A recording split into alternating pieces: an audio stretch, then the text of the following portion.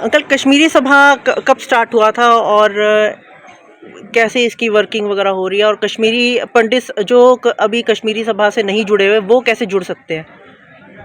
कश्मीरी सभा तो बहुत पुरानी है। ये समवेयर 64-65 से एग्जिस्टेंस में आई है, जबकि वो लोग आए हैं जो प्री इंडिपेंडेंस कश्मीर से माइग्रेट होके देहरादून में आए थे, यहाँ सेटल हुए थे। कुछ लोग तो ज़्यादातर लोग तो नौकरियों में थे, कोई ओएनजीसी में था, कोई सर्वे ऑफ इंडिया में था, कोई कहीं था। तो उन्होंने इनिशियली ये एक ऑर्गेनाइजेशन बनाई थी जिसका नाम कश्मीरी सभा रखा हुआ था। तो धीरे धीरे तो ये बढ़ती गई। जो नए लोग आते गए वो इससे जुड़ते गए। इसमें जुड़ने का कोई विशेष प्रोग्राम नहीं है। कोई भी आके अपने मेंबरशिप सब्सक्रिप्शन दे के इस सभा का मेंबर बन सकता है, लेकिन उसका कश्मीरी पंडित होना आवश्यक है। कोई नॉन हिंदू कश्मीरी इसका मेंबर नहीं बन सकता है, कोई नॉन कश्मीरी हिंदू इसका मेंबर नहीं बन सकता है। तो धीरे धीरे ये 1990 तक उन्होंने ही चलाई, जो पहले यहाँ के रहने वाले थे, जो पोस्ट इंडिपेंडेंस में यहाँ आए थे। जब 90 में माइग्रेशन हुई और कश्मीर में मास एक्सोडस हुआ, तो उस दौर में भी 120-125 के आसपास फैमिलीज़ यहाँ माइग्रेट हो गई। उनमें से भी मैक्सिमम तो नौकरी वाले थे। कोई LIC में था, तो कोई एजेस ऑफिस में था, तो कोई बैंक में था, तो कोई कहीं था। लेकिन उनमें से कुछ तादाद ऐसे लोगों की भी थी जो नौकरी वाले नहीं थे। तो फिर हमने ज्वाइन की कश्मीरी सभा। एक मीटिंग हुई पुराने के नए लोगों की, तो कश्मीरी सभा को एक नई ताकत मिल गई, नई शक्ति प्राप्त हुई। तो लेकिन पुराने वालों ने एक काम किया था। ये जहाँ पर हम इस वक्त खड़े हैं, ये शारदा परिसर है। शारदा परिसर हमने इसका नाम रखा है। ये ज़मीन खरीदी गई थी मेरे ख्याल से 84-85 में, मेरे ख्याल से, जहाँ, अगर मैं सही बता रहा हूँ तो तब हम आए। हमने ऑर्गेनाइजेशन ने इसको लोकेट किया। पहले तो लोकेट करना मुश्किल था, थोड़ा सा उसमें मेहनत लग गई। इसको लोकेट किया हमने, इसकी दीवारबंदी कर दी, और आज आप ये देख रहे हैं जो मेरे पीछे ये हॉल है बना हुआ, ये उसी का नतीजा है। तो अब ये ठीक तरह से प्रोग्रेस कर रही है। अब इस बिल्डिंग में भी कई डोनर्स ने काफ़ी पैसा दिया, जिसकी वजह से ये जो है स्ट्रक्चर हम तैयार कर सके। और नए जो भी बंदे आते हैं, वो जहाँ उनको पता चलता है कि हम लोग यहाँ ऑलरेडी एग्जिस्ट कर रही है सभा, तो वो उसका मेंबर बनना चाहते हैं, तो वो हमारे सभा के किसी भी मेंबर से या किसी भी एग्जीक्यूटिव मेंबर से संपर्क करते हैं। तो उसके लिए कोई ख़ास कंडीशन नहीं है। बस कंडीशन जो मैंने आपको बताई, उसका कश्मीरी हिंदू होना, कश्मीरी पंडित होना ज़रूरी है। तो वो अपना सब्सक्रिप्शन जमा करके मेंबर बन सकता है। और कश्मीर में अभी जो कुछ चल रहा है उसके रिगार्डिंग कुछ कहना चाहेंगे? कश्मीर तो 1990 से जब हम निकले हैं वहाँ से, तब से तो वो बदलता ही रहता है। लेकिन लगभग हर दिन उसमें जो हालात चेंज होते जाते हैं। कभी बीच में वायलेंस तेज़ हो गई, फिर शांत हो गई, फिर तेज़ हो गई। बुरहान वानी के समय पे तो ऐसा लगा कि शायद पता नहीं कहीं कट न जाए कश्मीर। लेकिन जब से बीजेपी की सरकार आई है, वैसे मुझे हमारा कोई किसी डायरेक्ट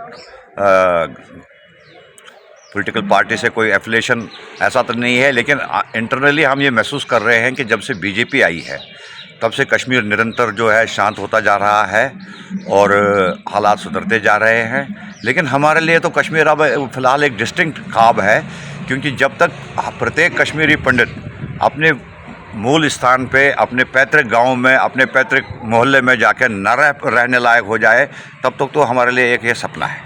अभी जो डोमिसाइल का चल रहा है कश्मीरी पंडित्स का, और वहाँ जॉब्स के लिए जैसे वहाँ पे गवर्नमेंट कह रही है कि वहाँ जाएं, लेकिन जो हालात है वो सेफ तो लग नहीं रहे किसी हिसाब से।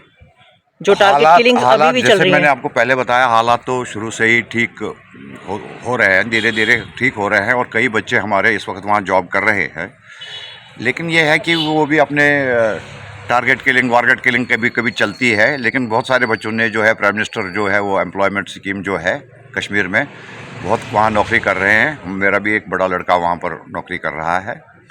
तो ये अगर आगे बढ़ाया जाए, लेकिन जो इन्होंने ये इस जॉब को नॉन ट्रांसफरेबल बनाया है, तो ये एक तरीके की ये है कि ये वो ज़र खरीद गुलाम जिसको पेड स्लेव बोलते हैं, वो वाली है सर। कम से कम अगर वो इंडिया में ट्रांसफ़र नहीं होते हैं तो जम्मू में उनको थोड़ा सा चांस दिया जाना चाहिए, जम्मू तक उनका ट्रांसफ़र हो जाए।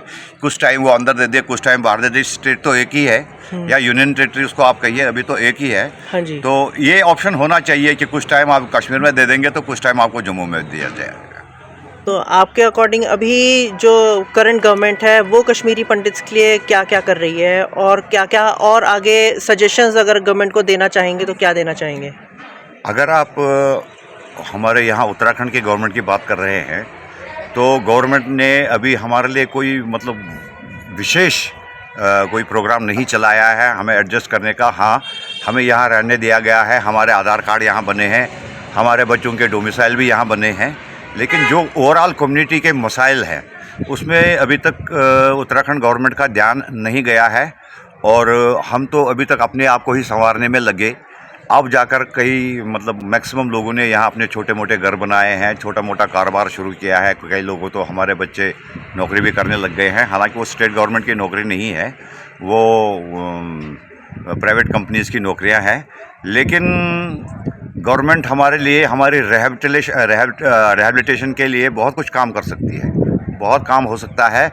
लेकिन उसके लिए मैं मानता हूँ इस बात को कि हमें भी थोड़ा बहुत एफर्ट करना पड़ेगा, अप्रोच करना पड़ेगा यहाँ की गवर्नमेंट को, तभी जाके गवर्नमेंट भी हमारी तरफ ध्यान दे सकती है। क्योंकि कहते हैं कि जब तक बच्चा रोता नहीं है माँ दूध पिलाती नहीं है। तो उसमें हम दोनों का अगर कोशिश हो तो गवर्नमेंट बहुत कुछ कर सकती है हमारे लिए। जैसे आप देख रहे हैं कि हमारी ये सभा हमने अपने डोनेशन के पैसे से उन दिनों जबकि हमारे पास 1-1 रुपया माने रखता था, उसको इकट्ठा करके हमने ये स्ट्रक्चर बनाया है। लेकिन आप देख रहे हैं ये इनकम्प्लीट है, कई जगह डैमेज्ड है, मेंटेनेंस मांगता है। इसमें गवर्नमेंट हमारी मदद कर सकती है। बच्चों को रिहैबिलिट करने में सारे लोग इंजीनियर डॉक्टर तो नहीं बनते हैं, कुछ बच्चे ऐसे होते हैं जो ज़्यादा मेरिटोरियस नहीं होते हैं, ज़्यादा ज़हीन नहीं होते हैं। उनके लिए छोटे मोटे जॉब्स यहाँ गवर्नमेंट प्रोवाइड करा सकती है, और कई तरीके की सब्सिडीज़ हमें मिल सकती हैं।